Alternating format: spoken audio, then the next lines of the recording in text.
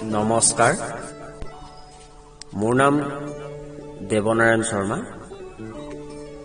মই আজি আপোনালোকৰ আগত বহুদিনৰ পাছত এটি ৰস ৰচনা আগবঢ়াব বিচাৰিছো। এই ৰস ৰচনাটিৰ নাম হৈছে ছোৱালী চাবলৈ যোৱা। ৰস ৰচনাটিত যদি কিবা ভুল ভ্ৰান্তি হয়, আপোনালোকৰ পৰা ক্ষমা মাৰ্জনা বিচাৰিছো।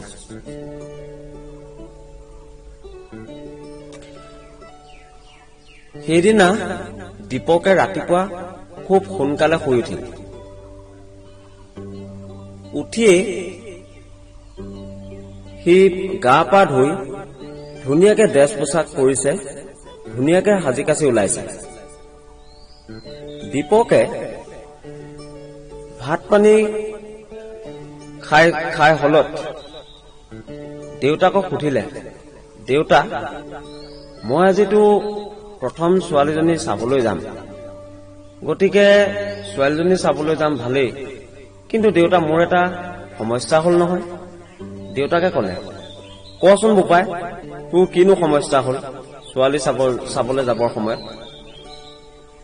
দীপকে ক'লে, দেউতা, মই মুতিব লাগিছে হাগিব লাগিছে বুলি কওঁ। গাঁৱত আগৰ দিনত মানুহে প্ৰস্ৰাৱ কৰিব লাগিছে আৰু পায়খানা কৰিব লাগিছে আৰু হাগিব লাগিছে বুলি কয়। এতিয়া মই দেউতা ছোৱালী ঘৰততো মুতিব লাগিছে আৰু হাগিব লাগিছে বুলি ক'ব নোৱাৰিম, গতিকে মই কি বুলি ক'ম? দেউতাক আহিলত কবি আকৌ, দেউতাক যেতিয়া আহিব।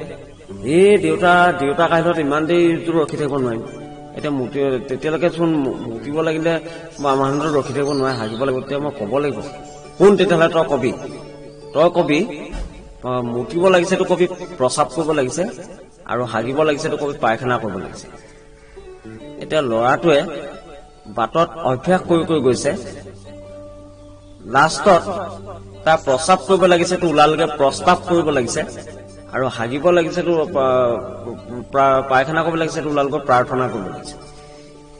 এতিয়া ল'ৰাটোৱে গৈ একদম বস্তু বাহিনীখিনি, তেওঁলোকৰ ঘৰত ল'ৰা নাই, তেওঁলোকৰ ঘৰত 4জনী ছোৱালী, যিজনী ছোৱালী চাপত তেওঁ ডাঙৰ আৰু 3জনী খোলালী। গৈ সৰু খোলালী এজনীক বস্তু বাহিনীবিলাক চব দিলে, ভণ্টি এইখিনি লৈ যোৱাচোন বস্তু বাহিনীখিনি। ভিনদেউ দিয়ক। ভিনদেউ একেহাতে আপুনি ভৰি হাতকেইটা ধুই ল'ব আহক। এতিয়া দীপকে ক'লে, ঠিক আছে ভণ্টি, ব'লা ভৰি হাতকেইটা ধুই।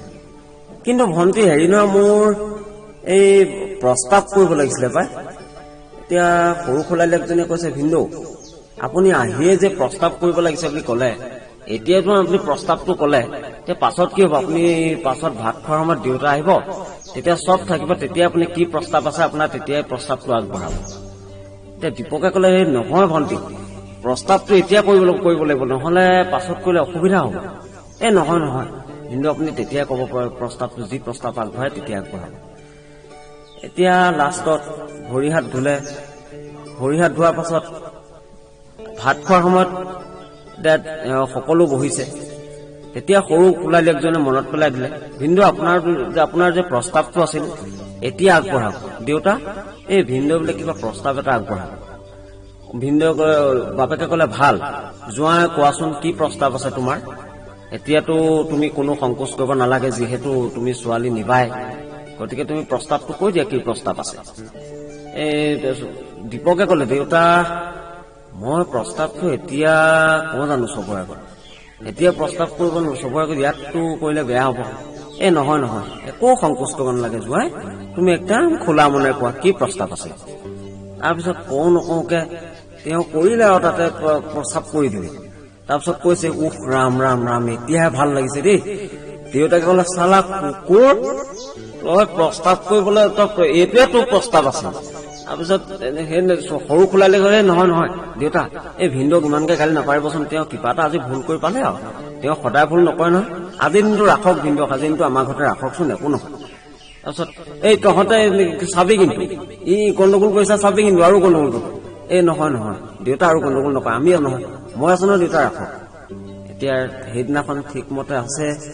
তাৰপিছত পিছদিনাখন ৰাতিপুৱা কি হ'ল, গা ধুব সময়। সেইদিনা তেনেদৰে ৰাতিটো গ'ল আৰু সেইদিনা দীপকে ধুনীয়াকে শুইছে, খাবলৈ দিছে দীপকে ধুনীয়াকে খাইছে বৈছে একদম শুইছে ধুনীয়াকে ৰাতিটো তেনেদৰে পাৰ হ'ল ৰাতিপুৱা গা ধুব হৈছে তাৰপৰা সৰু খোলাইলেকে ক'লে ভিনদেউ গাটো ধুই ল'ব আহক ধুনীয়াকে দীপকে ক'লে ঠিক আছে ব'লা ব'লা মই গাটো ধুই লওঁ পিছে ভণ্টি হেৰি নহয় মোৰ প্ৰাৰ্থনা কৰিব লাগিছে এই ভিনদেউ আপুনি গা নোধোৱাকে কি প্ৰাৰ্থনা চন্ধা কৰে গা ধুই প্ৰাৰ্থনা কৰিব ধুনীয়াকে আমাৰ গোঁসাই ঘৰ আছে মই ধুনীয়াকে চব নতুন নতুন বস্তু উলিয়াই দিম নহয় নতুন তামৰ খতি আছে নতুন কঠ আছে কঠো নতুন পাই দিম আকৌ নতুন ধূপ আছে ধূপৰ পেকেটো নতুন উলিয়াই দিম নতুন চাকি আছে চব নতুন নতুন দিম আপুনি চিন্তা নকৰিব গা ধুই আহি ধুনীয়াকে গোঁসাই ঘৰত আৰু মচি দিম ধুনীয়াকে আপুনি গা ধুই গোঁসাই ঘৰত আহি প্ৰাৰ্থনা কৰিব এই নহয় ভণ্টি মই এতিয়াহে প্ৰাৰ্থনা কৰিব লাগিছে নহয় নহয় কিন্তু আপুনি গা ধুই প্ৰাৰ্থনা কৰিব আহক আহক গাটো ধুৱাবলৈ লৈ গ'ল তাৰপৰা দীপকে গাটো ধুলে গাটো ধোৱাৰ পাছত দীপকে কি হ'ল পুৰা থমাইছে তাৰ পেটটো এনেকুৱা হেৰি লাগিছে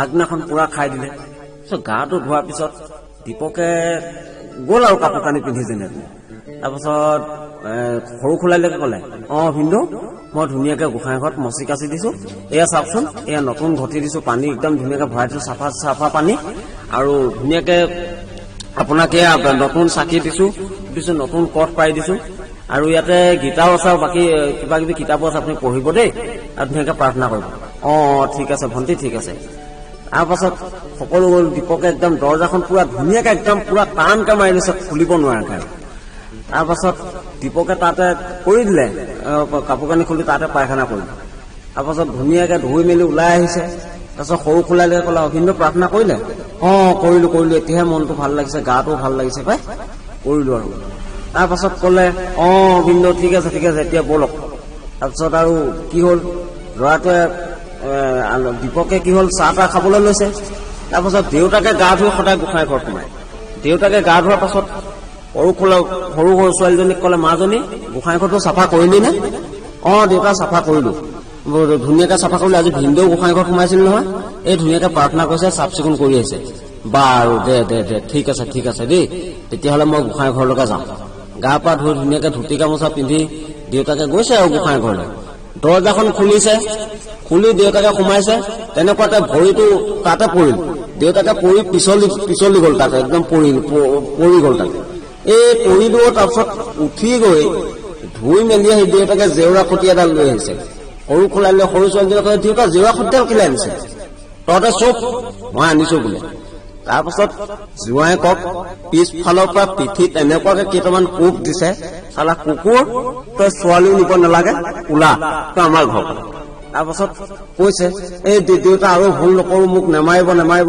দেউতাকক তেতিয়া ভৰিত ধৰিছে দেউতাকে তাক তেতিয়া গোটা মাৰি তাক ঘৰৰ পৰা উলিয়াই দিলে ধন্যবাদ ইমানত ৰচনাটো শেষ হ'ল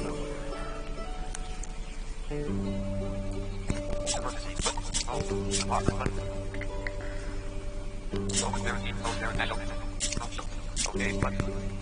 Voiceover. Request. Play type off button. Off button.